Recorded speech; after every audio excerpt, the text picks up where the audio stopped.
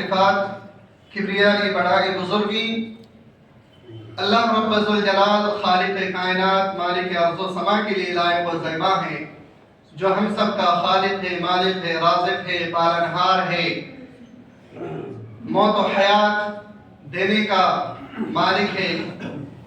بعدہ لاکھوں کروڑوں درود و سلام ہو تمام انبیاء علیہ السلام پر، خصوصاً آخری نبی تاجدار مدنی جناب محمد اکرم صلی اللہ علیہ وسلم پر، جو خاتم النبیین ہے، جو سید المرسلین ہے، رحمت للعالمین ہے، اور اللہ رب العالمین کے ہر پیغام کو امت کو پہنچانے کا مکمل کام کیے ہیں۔ اللہم صلی علی محمد وعلی آل محمد کما صلیت علی ابراہیم وعلی آل ابراہیم انکا حمید مجید۔ اللہم بارک علی محمد وعلی آل محمد کما بارکت علی ابراہیم وعلی آل ابراہیم انکا حمید مجید۔ محترم سامعین کرام، حاضرین جمعہ، پردہ نشین ماں و بہنوں، خطبہ مسنونہ میں سورہ محمد آیت نمبر 34 آپ کے سامنے ہم نے تلاوت کی ہے۔ ان آیت کے پیش نظر آج کے خطبے میں جس عنوان کے تحت چند باتیں عرض کرنے کی کوشش کروں گا وہ ہیں ظالموں کا انجام اور مومنوں کا مقام و مرتبہ۔ اس بات سے ہم اور آپ بخوبی واقف ہیں کہ اس روئے زمین کے اندر ہر دور میں کوئی نہ کوئی بڑا ظالم ضرور پیدا ہوا ہے، جس کے وجہ سے اہل حق ایمان والے ہمیشہ پریشان رہے ہیں۔ ان کا اصل ٹارگٹ ہمیشہ مومن اور مسلمان ہی رہے ہیں، اور یہ ہر دور کا معاملہ رہا ہے۔ آپ نوح علیہ السلام کا زمانہ دیکھ لیں، بڑے بڑے ظالم پیدا ہوئے لیکن اللہ رب العالمین نے اسے غرق کر دیا، ختم کر دیا۔ ابراہیم علیہ السلام کے خود کے گھر میں بڑے ظالم پیدا ہوئے، اللہ نے انہیں بھی ہلاک کر دیا، برباد کر دیا۔ موسیٰ علیہ السلام کی قوم میں تو بے شمار ظالموں کا پیداوار ہونا یہ عام بات ہے۔ ہر انسان جانتا ہے کہ موسیٰ علیہ السلام کی قوم میں بڑے بڑے ظالم پیدا ہوئے، ایک نہیں دو نہیں، کئی سارے بڑے بڑے ظالم پیدا ہوئے، اور بنی اسرائیلیوں کے اندر ہی اللہ رب العالمین نے بہت سارے انبیاء کرام کو بھی بھیجا۔ اسی طریقے سے دیگر انبیاء کرام کے بارے میں اگر آپ جائزہ لیں گے کہ ہر نبی کے دور میں کوئی نہ کوئی بڑا ظالم، کوئی ظالم بادشاہ ضرور پیدا ہوا، اور ان کا ایک ہی ٹارگٹ، ایک ہی مشغلہ رہا، وہ یہ کہ اللہ کے اوپر ایمان لانے والے کو ہلاک کیا جائے، برباد کر دیا جائے۔ پیارے نبی علیہ السلام کے زمانے میں بھی بڑے بڑے ظالم پیدا ہوئے، ابو لہب، ابو جہل وغیرہ۔ اسی طریقے سے کئی سارے کفار مکہ کے بڑے بڑے سردار اللہ رب العالمین نے ایسے اسے نیست و نابود کیا کہ آنے والے قیامت تک تمام لوگوں کے لیے وہ لوگ عبرت کا انجام بن گئے۔ آج کے اس خطبے میں اسی ظالموں کے بارے میں اور مومنوں کے مقام و مرتبے کے بارے میں ہم نے ذکر کرنا ہے کہ ہر دور کے جو مومنین تھے وہ بڑے بڑے ظالموں کا سامنا کرنے کے باوجود انہوں نے اپنے ایمان کی حفاظت کیسے کی۔ اور آج کا ہمارا جو دور ہے یہ بھی فتنوں کا دور ہے۔ ہمارے دور میں بھی ظالموں کا ظہور ہوا ہے، ہمارے دور میں بھی بڑے بڑے ظالم پیدا ہوئے ہیں۔ ہمارے دور میں ہم مسلمانوں کی ایمان کے کیا حالات ہیں اس کے بارے میں بھی ہم جائزہ لیں گے۔ اللہ رب العالمین نے سورہ محمد کے اندر مومنوں کو اپنی ایمان کی حفاظت کرنے کے حوالے سے ذکر فرمایا، یا ایھا الذین آمنوا اطیعوا اللہ واطیعوا الرسول اے ایمان والو، اللہ اور اس کے رسول کی اطاعت کرو، اللہ اور اس کے رسول کی باتوں کو مانو، اس کے حکم کو فالو کرو۔ وَلَا تُبْطِلُوا أَعْمَالَكُمْ، اور تم اپنے اعمال کو ضائع اور برباد نہ کرو۔ إِنَّ الَّذِينَ كَفَرُوا وَصَدُّوا عَن سَبِيلِ اللَّهِ، بے شک جن لوگوں نے کفر کیا اور جو لوگوں کو اللہ کی راہ سے روکنے کی کوشش کی یا روکا، ثُمَّ مَاتُوا وَهُمْ كُفَّارٌ، اور اسی حالت میں اگر وہ مر گئے، انتقال کر گئے، فَلَن يَغْفِرَ اللَّهُ لَهُمْ، تو وہ کبھی بھی جنت کا خوشبو بھی نہیں پا سکتا، اسے کبھی بھی معاف نہیں کیا جا سکتا۔ فَلَا تَهِنُوا وَتَدْعُوا إِلَى السَّلْمِ وَأَنْتُمُ الْأَعْلَوْنَ وَاللَّهُ مَعَكُمْ، تم غمگین ہو کر کے، تم پریشان ہو کر کے، تم مایوس ہو کر کے ان کی دعوت کو، ان کی پکار کو تسلیم نہ کر لینا۔ تم ہی غالب رہو گے، تم ہی بلند رہو گے، اللہ رب العالمین تمہارے ساتھ ہے۔ ان آیت کریمہ میں اللہ رب العالمین مومنوں کو حوصلہ دے رہے ہیں، اس بات کی حوصلہ کہ اے مومنوں، تمہارے سامنے بڑے بڑے ظالم ہیں، یہ ظالم لوگ تمہارے دین کے اوپر حملہ کرنے کی کوشش کرتا ہے، تمہارے ایمان کی ناقدری کرنے کی کوششیں کی جا رہی ہیں، تمہیں اللہ رب العالمین کی اطاعت و فرما برداری سے ہٹا کر کے غیر اللہ کی عبادت میں لانا چاہتے ہیں۔ مومنوں، تمہیں گھبرانے کی ضرورت نہیں ہے۔ فَلَا تَهِنُوا وَتَدْعُوا إِلَى السَّلْمِ، تم مایوس ہو کر کے ان کی باتوں میں کبھی مت آنا۔ وَأَنْتُمُ الْأَعْلَوْنَ، کیونکہ تم ہی بلند رہو گے، تم ہی غالب رہو گے، وَاللَّهُ مَعَكُمْ، اور اللہ رب العالمین تو تمہارے ساتھ ہے۔ جس بندے کے ساتھ اللہ رب العالمین کی ذات خود ہو، اس انسان کو بھلا کس چیز کا خوف اور کس چیز کا ڈر؟ مومنوں نے یہ سمجھ لیا تھا، یہ ٹھان لیا تھا کہ ہماری مدد کرنے والا اللہ رب العالمین کی ذات ہے۔ ہمیں ظالم لوگ چاہے کتنا بھی کیوں نہ بہکانے کی کوشش کریں، ڈرانے کی، دھمکانے کی کوشش کریں، اگر ہم اس کی بات کو مان کر کے دین کو چھوڑ دیں، اللہ کی اور اس کے رسول کے دین کو چھوڑ کر کے غیر اللہ کے دین کو اپنا لیں، اور پھر اس کے ایک پل کے بعد ہی اگر ہماری موت ہو جائے، تو بھلا ہمارا دوسرے قوم کے اوپر، غیر اللہ کے اوپر ایمان لانے سے کیا فائدہ ہوگا؟ حضرت بلال حبشی رضی اللہ تعالی عنہ، ہم سب جانتے ہیں کہ بڑے جلیل القدر صحابی ہیں، بڑے ایمان کے پکے والے صحابی ہیں۔ حضرت بلال حبشی رضی اللہ تعالی عنہ کی صرف غلطی یہ تھی کہ اس نے اللہ کے اوپر ایمان لایا تھا، اس نے رسول کے دین کو تسلیم کیا تھا، اس نے غیر اللہ کے دین کو ٹھکرا دیا تھا۔ جتنا زیادہ ظلم کی حد ہونی تھی، ان تمام کے تمام حدوں کو پار کر دیا تھا ظالموں نے۔ حضرت بلال حبشی رضی اللہ تعالی عنہ کو ستا دی، لیکن حضرت بلال صرف ایک الفاظ زبان سے نکالتے رہے، احد احد احد، یعنی ہم سب کا معبود ایک اللہ رب العالمین کی ذات ہے، تم چاہے مجھے مار دو، شہید کر دو، قتل کر دو، تم مجھے تڑپا تڑپا کر کے مارو، تم مجھے میرے دین سے، اللہ اور اس کے رسول کے دین سے مجھے ہٹا نہیں سکتے۔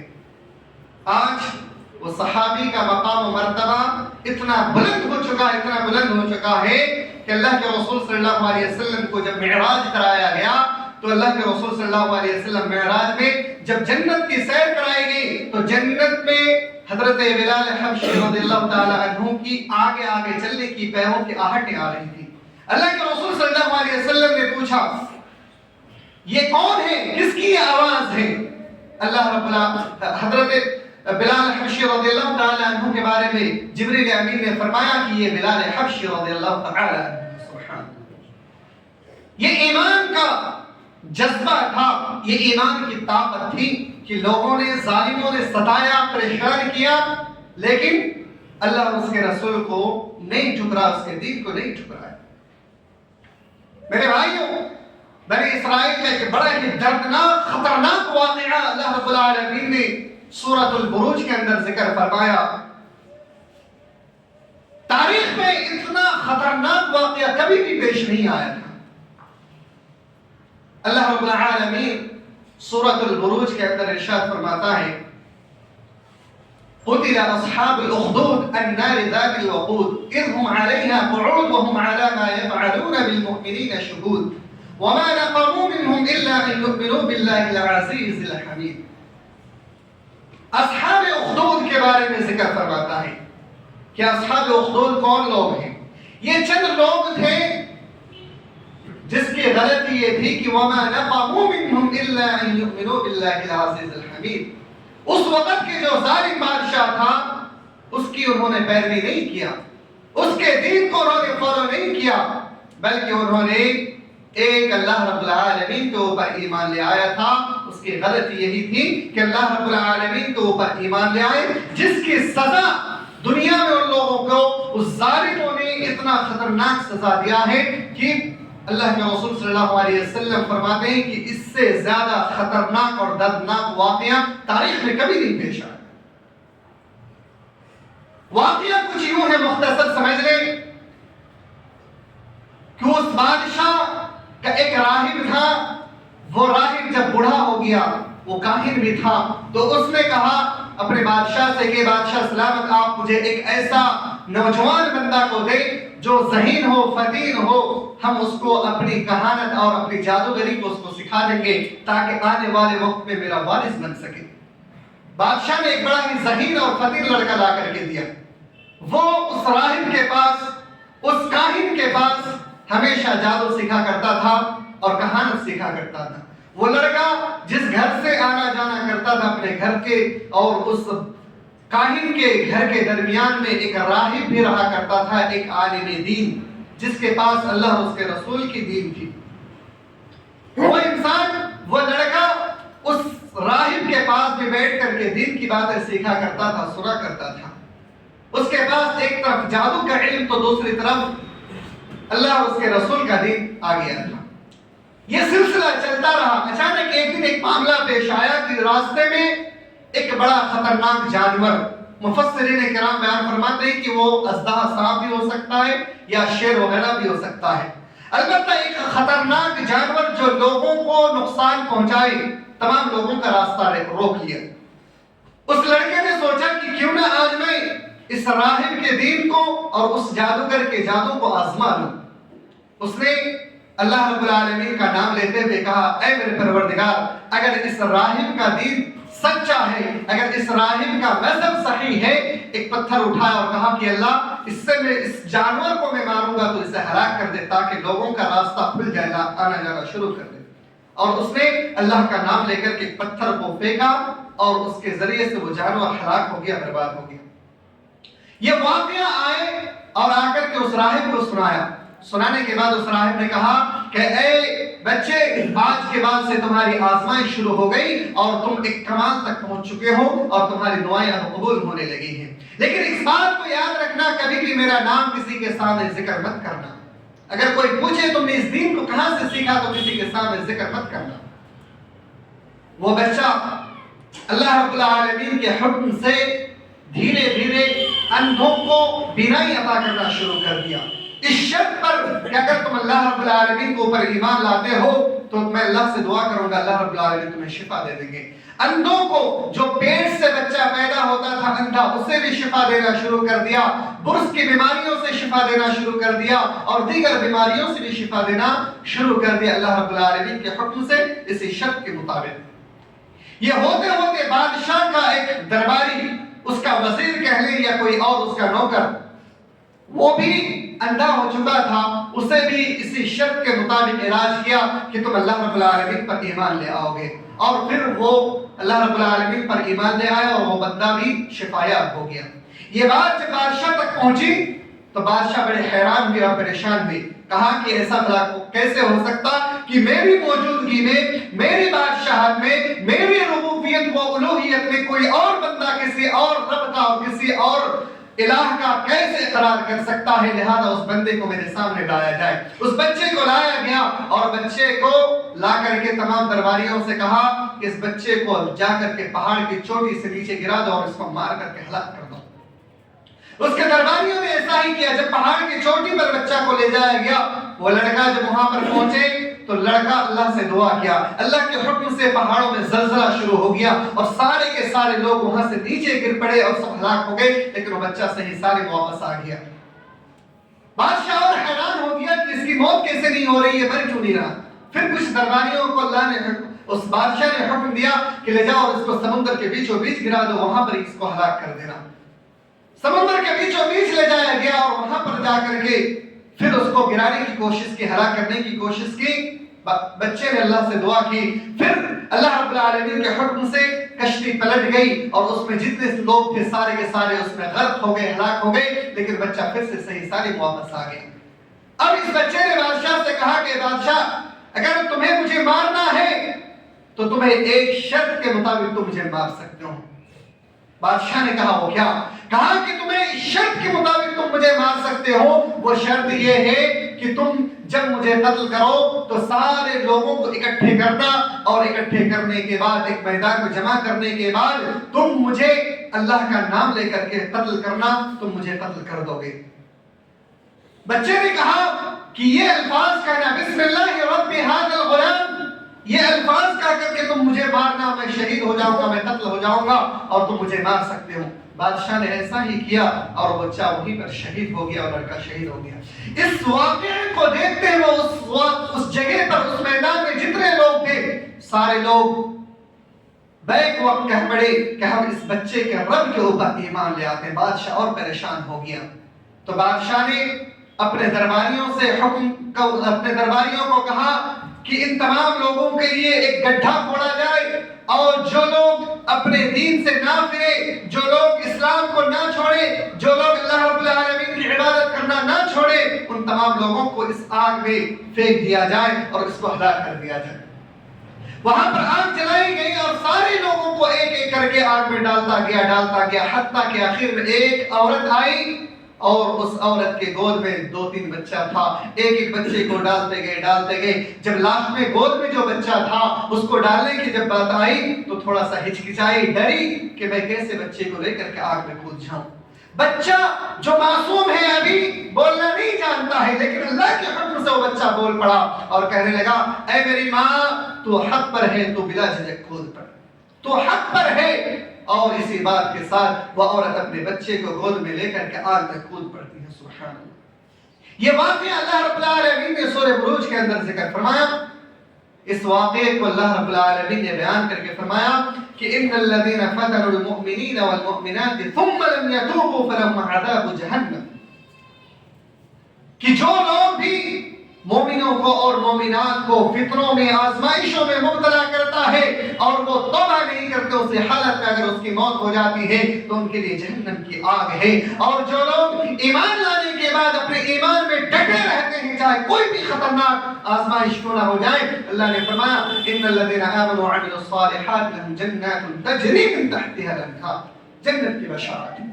میرے بھائیو، یہ تو پچھلے زمانے کا، پچھلے واقعات کا یہ سارے واقعات ہیں کہ پچھلے دور میں جو لوگ ایمان لائے تھے ان کے ساتھ کتنی بڑی آزمائش ہوئی تھی اور وہ لوگ اپنے ایمان کی حفاظت کیسے کی تھی۔ اس طریقے کے ہزاروں واقعات ہیں۔ آئیے ہمارے دور کے بارے میں ہم اور آپ سماعت کرتے ہیں۔ ہمارے دور میں بھی بڑے بڑے ظالم پیدا ہوئے ہیں اور ان ظالموں کا ایک ہی مقصد ہے، ایک ہی مشغلہ ہے کہ مسلمانوں کو دنیا کی ہستی سے نیست و نابود کر دیا جائے، ختم کر دیا جائے، مسلمانوں کو اس کے ایمان کا سودا کرایا جائے اور ان کو مرتد کرایا جائے۔ میرے بھائیوں، ہم مسلمانوں کی آج کی تاریخ میں اگر ہم واقعات کو اٹھا کر کے دیکھ لیں، آج کی تاریخ میں ہم مسلمانوں کی جو حالات ہیں، اکثر و بیشتر مسلمان ان کی باتوں میں آ کر کے، ان کے بہکاؤں میں آ کر کے ہم اپنے ایمان کا بظاہر سودا تو نہیں کرتے ہیں لیکن اندرونی اعتبار سے سودا کر بیٹھتے ہیں۔ یعنی ہم زبان سے تو کہتے ہیں کہ ہم مسلمان ہیں، لیکن مسلمانوں کی شکایتیں لے جا کر کے ان کو کہنا، مسلمانوں کے خلاف جا کر کے ان لوگوں کو ورغلانا بتلانا، یہ آج مسلمانوں کا شیعہ ہو چکا ہے، جس کے نتیجے میں آج کی تاریخ میں آپ دیکھ سکتے ہیں کہ بعض جگہوں پہ مسلمانوں کو پکڑ کر کے کہا جاتا ہے کہ تم لوگ اپنے رب کا انکار کر دو نہیں تو تمہیں مارا جائے گا، پیٹا جائے گا۔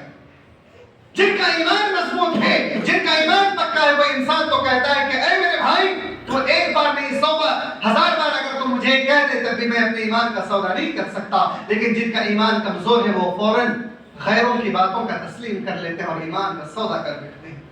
یہ ہمارے دور کے مسلمانوں کا اور مومنوں کا حال ہے میرے بھائی۔ چاہے کچھ بھی مصیبتیں کیوں نہ آ جائیں، آپ کو اپنے ایمان کا سودا نہیں کرنا ہے۔ آج کی تاریخ میں مسلمانوں کے ایک چیز پر سب سے زیادہ حملہ کیا جا رہا ہے، وہ ہے عورتوں کے معاملے میں کہ مسلمان عورتوں کو قید میں رکھا ہے اور آزادی نہیں دیتا ہے۔ وہ الفاظ اس لیے کہتے ہیں کہ مسلمان کی عورتیں نقاب میں اور پردے میں ہوتی ہیں۔ آئیے اس کی بھی تاریخ کچھ ہم دیکھ لیتے ہیں۔ آج مسلمانوں کے گھروں میں جو مسلمان خواتین ہیں، ان کی یہ حالات ہے کہ مسلمان خواتین نقاب تو لگاتی ہیں بظاہر، لیکن حقیقت اگر دیکھا جائے تو وہ فیشن بن چکا ہے۔ حقیقت اگر دیکھا جائے تو اس نقاب کا، اس پردے کا بیجا غلط استعمال کرتی ہے۔ اللہ رب العالمین نے عورتوں کو بازاروں میں، مارکیٹوں میں جانے کی اجازت تو دی ہے، لیکن ضرورت کے تحت اللہ کے رسول صلی اللہ علیہ وسلم نے مردوں کو بھی بغیر ضرورت بازار میں جانے سے منع فرمایا کہ دنیا کی سب سے بدترین جگہ اگر کوئی ہے تو وہ بازار ہے۔ آج کی تاریخ میں آپ دیکھ لیں، مسلمان خواتین پورے مارکیٹوں میں، بازاروں میں بھری پڑی ہیں، اور ہم اپنے نقاب کو جس طریقے سے ہمیں پہننا تھا ہم نہیں پہن رہے، جس کے نتیجے میں آج اس نقاب کے اوپر آوازیں اٹھائی جا رہی ہیں اور اس نقاب کو اتار کے پھینکنے کی باتیں ہو رہی ہے۔ ابھی حال ہی دنوں میں 4-5 دن پہلے کی بات ہے میرے خیال سے، عراق کے ایک شہر میں چند خواتین اسٹیج پر کھڑے ہو کر کے ناچنا شروع کی، پورا فل نقاب میں تھی اور چہرے کو بھی چھپائے ہوئی تھی، نقاب کے اندر ڈانس کر رہی تھی۔ ڈانس کرتے ہوئے سب سے پہلے اپنے چہرے کو بے پردہ کرتی ہیں اور باہر پھینک دیتی ہیں، اور ڈانس کرتے ہوئے اپنے جسم سے برقعے کو بھی نکال کر کے پھینک دیتی ہیں، اور اس بات کا پیغام دیتی ہیں کہ مسلمان کے عورتوں کو آزادیاں نہیں دے رہی ہیں اور پردے میں رکھ کر اس کو قید کیا جا رہا ہے۔ آج مسلمان خواتین کا یہ حال ہے میرے بھائیوں۔ ایک انسان نے کیا ہی بہترین مثال دیا تھا ایک خاتون کے نقاب کے حوالے سے۔ ایک خاتون نے خود مثال دیا تھا، ایک غیر مسلم لڑکے نے ایک مسلمان لڑکی سے سوال کیا کہ تم اس برقعے میں ہو، کیا تمہیں آزادی پسند نہیں ہے؟ کیا تمہیں اس نقاب سے نکلنا پسند نہیں ہے؟ اس عورت نے، اس لڑکی نے کیا بہترین مثال دیا تھا اور کہا تھا کہ سنو میں تمہیں ایک مثال دیتی ہوں۔ مثال دیا، اپنے جیب سے 2 ٹافیاں نکالی، 2 چاکلیٹ نکالی، ان میں سے ایک چاکلیٹ کا کور کو پھاڑ کر کے اس کور سے چاکلیٹ کو نکال کر کے نیچے رکھ دی مٹی پر، اور دوسرے کو کور کے ساتھ نیچے رکھ دی۔ اب اس لڑکے سے کہی کہ اب ان دونوں ٹافی میں سے تم کس کو لینا پسند کرو گے؟ اس لڑکے نے فوراً جو کور والا ٹافی تھا اس کو اٹھا لیا اور کہا کہ یہ تو کور ہے، اس میں پیکنگ ہے، اس ٹافی کو میں لینا پسند کروں گا۔ اس خاتون نے کہا کہ تم نے اس بغیر کور والے ٹافی کو کیوں نہیں لیا؟ کہا کہ وہ تو نیچے پڑا ہوا ہے، اس میں گندگیاں لگ گئی ہیں، مٹیاں لگ گئی ہیں، اب وہ کھانے کے لائق نہیں ہے۔ کہا کہ مسلمانوں کی عورتوں کا بھی کچھ حال ایسا ہی ہے، جب تک وہ پردے میں ہیں تب تک وہ عزت میں ہیں، جب وہ بے پردہ ہو جائیں گے تب دنیا کے درندوں کے لیے وہ عام ہو جائیں گے، اس کی کوئی عزت اور وقار نہیں رہ جائے گی۔ میرے بھائیوں، آج مسلمان عورتوں کو اپنی حفاظت کرنے کی ضرورت ہے۔ مسلمان خواتین جو بھی مارکیٹوں میں بغیر کسی ضروریات کے جاتی ہیں، انہیں اپنے آپ کو پرہیز کرنا چاہیے، اور جہاں پر مردوں کا کام ہے اسے مردوں کو ہی کرنے کے لیے دینا چاہیے۔ آج ایک اور بڑا مسئلہ آ چکا ہے ہمارے معاشرے میں۔ ہم اپنی شادیوں میں دیکھتے ہیں عموماً کہ خصوصاً ہماری شادیوں میں ایک بڑی برائیاں پھیل چکی ہیں۔ ہم پردے میں ہیں، ہم نمازی ہیں، ہم حج بھی کرتے ہیں، ہم عمرہ بھی کرتے ہیں، نیکیوں کی ساری چیزوں کو کر بیٹھتے ہیں، لیکن شادی کا جب ماحول آتا ہے ہم اپنے جسم سے نقاب کو اتار دیتے ہیں، اپنے جسم سے پردے کو ہٹا دیتے ہیں اور کھلے عام راستوں پہ ناچتے ہیں۔ ہم ہالوں میں جا کر کے وہاں پر ناچتے ہیں، شادی اور فنکشن ہالوں میں جا کر کے وہاں پہ گانا بجاتے ہیں. یہ ہم مسلمانوں کے حالات ہیں، ہر گھر کی یہی حالات ہیں میرے بھائی. جب آپ نے خود اپنی حفاظت نہیں کی، اپنی خود کی قدر نہیں کی، تو جو ظالم لوگ ہیں جن کا نشانہ آپ مسلمان ہیں، آپ کے مسلمان مائیں بہنیں ہیں، وہ بھلا کیسے عزت و تحفظ میں رہ سکتی ہیں، وہ اس کی بھلا کیسے حفاظت ہو سکتی ہے. میرے بھائیوں، آج کے دور میں ہم مسلمان تو ہیں لیکن ہمارا ایمان اتنا پختہ نہیں ہے جتنا ہونا چاہیے تھا، ہمارا ایمان اتنا مضبوط نہیں ہے جتنا ہونا چاہیے تھا. ایک حدیث میں آپ کے سامنے پیش کرتا ہوں میرے بھائیوں، اس حدیث کو اپنے ذہن میں آپ رکھ لینا. اگر آپ کو جنت کی طلب ہے تو آپ اس حدیث کو اپنے ذہن میں رکھ لینا، نہیں تو آپ اپنی مرضی کی زندگی گزار لیں. پھر اللہ رب العالمین نے فرمایا ان بطش ربک لشدید، اللہ کی پکڑ بڑی سخت ہے. آپ کو دنیا میں آزادیاں دے رکھا ہے لیکن مرنے کے بعد جو پکڑ ہوگی آپ کی وہ بڑی سخت ہوگی. وہ حدیث سے اللہ کے رسول صلی اللہ علیہ وسلم کے پاس حضرت عمر رضی اللہ تعالی عنہ آتے ہیں. حضرت عمر سے اللہ کے رسول صلی اللہ علیہ وسلم سوال کرتے ہیں، اے عمر، تمہیں اللہ اور اس کے رسول سے کتنی محبت ہے؟ حضرت عمر فرماتے ہیں، اللہ کے رسول صلی اللہ علیہ وسلم، مجھے آپ سے محبت ہے، اللہ سے محبت ہے، لیکن اس سے زیادہ مجھے اپنی جان سے بھی محبت ہے. اللہ کے رسول صلی اللہ علیہ وسلم فرماتے ہیں کہ تمہارا ایمان ابھی مکمل نہیں ہے، تمہیں اگر اپنا ایمان مکمل کرنا ہے تو اپنی جان سے بھی زیادہ اللہ اور اس کے رسول سے محبت کرنا ہے. حضرت عمر رضی اللہ تعالی عنہ فوراً کہہ بیٹھتے ہیں، اللہ کے رسول صلی اللہ علیہ وسلم، اب سے میری جان، میری دولت، میری مال، ساری چیزوں سے بڑھ کر کے اللہ اور اس کے رسول کی محبت سب سے زیادہ پیارا ہے. اس کے سامنے میری جان مال کی کوئی حیثیت نہیں، کوئی مقام نہیں. اللہ کے رسول صلی اللہ علیہ وسلم فرماتے ہیں، اب تم پورا کامل مومن ہو چکے ہو. میرے بھائیوں، اگر آپ کو بھی جنت کی طلب ہے، اگر آپ کو بھی فتنوں سے آزادی کی طلب ہے، اگر آپ کو بھی جہنم کا خوف ہے، مرنے کے بعد قبر کے عذاب کا خوف ہے، حساب و کتاب کا خوف ہے، منکر نکیر کے سوال و جواب کا اگر آپ کے دل میں خوف ہے، اور پلسرات کا اگر آپ کے دل میں خوف ہے، تو اللہ اور اس کے رسول سے سب سے زیادہ محبت کرنی ہوگی. آپ کا دل کیا چاہتا ہے، آپ کا من کیا چاہتا ہے، آپ کے خیالات کیا چاہتا ہے، ان تمام تر چیزوں کو ترک کرنا ہوگا. دنیا کی یہ ساری رنگینیاں جس میں آپ پھنس کر کے اپنے ایمان کا سودا کر بیٹھے، ان تمام تر چیزوں کو ترک کرنا ہوگا، چھوڑنا ہوگا. پھر جا کر کے اللہ اور اس کے رسول سے محبت ہو پائے گی اور جنت کے حقدار ہو پائیں گے. نہیں تو پھر ہم زبان سے مسلمان کہنے سے مسلمان نہیں ہوتے ہیں، ہم جنت کے طلبگار نہیں ہو سکتے ہیں، منکر و نکیر کے حساب سے نہیں بچ سکتے ہیں، قبر کے عذاب سے نہیں بچ سکتے ہیں، جہنم کے عذاب سے ہم نہیں بچ سکتے ہیں. میرے بھائیو، اسی ایک حدیث کو اپنے ذہن میں رکھ لیں. اللہ رب العالمین سے دعا ہے کہ الہ العالمین ہم تمام امت مسلمہ کو اپنے ایمان کی حفاظت کرنے کی توفیق عطا فرمائے. الہ العالمین ہمارے خواتین آج جو بے پردہ ہو کر کے یا کھلے عام ہر چھوٹی بڑی ضروریات کے لیے بازاروں میں گھومتی پھرتی ہیں، اللہ ہم تمام ماؤں بہنوں کو صحیح سمجھ کے عطا فرما.